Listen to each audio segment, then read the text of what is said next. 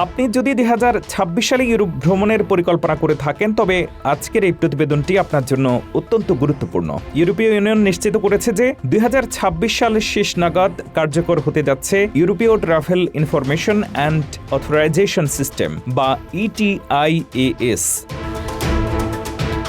যারা বর্তমানে ভিসা ছাড়াই ইউরোপে প্রবেশের সুযোগ পান তাদের জন্য এখন থেকে বাধ্যতামূলক হতে যাচ্ছে এই ডিজিটাল পারমিট। নতুন এই নিয়ম অনুযায়ী ব্রিটিশ নাগরিক সহ বিশ্বের 60টিরও বেশি দেশের পর্যটকদের ইউরোপের 30টি দেশে প্রবেশের আগে এই অনুমোদন নিতে হবে। এটি কোনো প্রথাগত ভিসা নয়, বরং একটি ডিজিটাল ট্রাভেল অথরাইজেশন।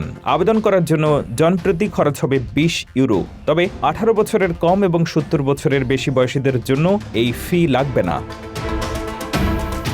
এই অনুমোদনের মেয়াদ থাকবে 3 বছর অথবা পাসপোর্টের মেয়াদ শেষ হওয়া পর্যন্ত।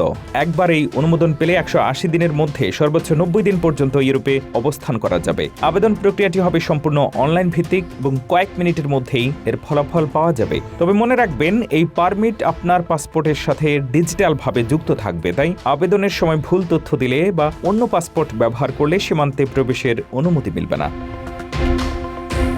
মূলত নিরাপত্তা নিশ্চিত করতে এবং অবৈধ অভিবাসন ঠেকাতে ইউরোপীয় ইউনিয়ন এই কঠোর পদক্ষেপ নিচ্ছে। তাই আগামী বছরের শেষে ইউরোপ যাওয়ার আগে অবশ্যই আপনার ETIAS স্ট্যাটাস যাচাই করে নিন।